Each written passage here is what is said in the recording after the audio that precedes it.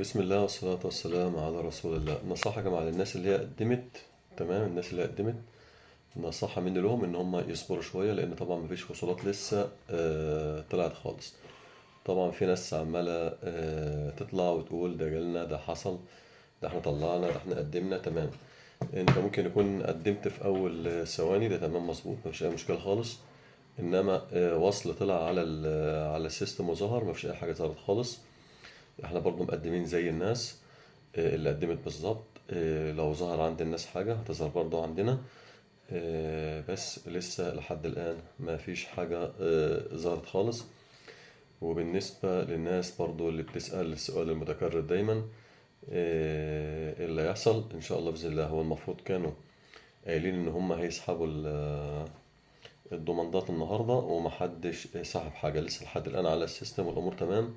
بس لا باين لا توقيت ولا باين وصلات ولا أي حاجة خالص. ما نعرفش وزارة الداخلية هتعمل إيه، ما نعرفش الجديد، ما نعرفش هما هيعملوا دلوقتي. حاليا هم أكيد ممكن يكونوا طبعا ده احنا اعتقادات تخمينات، احنا بنخمن ممكن يكونوا لعل وعسى يكونوا مستنيين لما نخلص آخر يوم اللي هو بتاع بكرة إن شاء الله، ويبدأوا بإذن الله إن هم يشوفوا الضمانات كلها، ويبصوا على الطلبات اللي اتعملت كلها. فالناس طبعا اللي قاعدة تستعجلنا، واللي قاعدة تستعجل ده وتستعجل ده وتستعجل ده، مفيش حاجة خرجت خالص لأي حد نهائي. وبالنسبة للناس اللي هي تقديمات الدراسة اللي هي كان جاي لها 2024 و2025، طبعا مش هتنفع تقدم بالموافقة اللي كانت جايت لها السنة اللي فاتت. لازم يجيبوا موافقة تانية جديدة.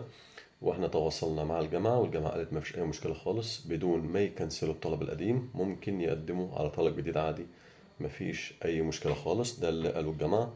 أي حد حابب حتى لو مش مقدم معانا، حابب إن هو يقدم على موافقة تانية، يتواصل معانا ونقدم له على موافقة تانية إن شاء الله.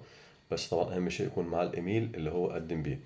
لو مقدم مع أي مكتب أو مع أي حد يجيب الإيميل، وإحنا نجيب له موافقة تانية إن شاء الله، ونجيبها له موافقة سريعة إن شاء الله. إمتى الكلام ده؟ لما يفتحوا إن شاء الله.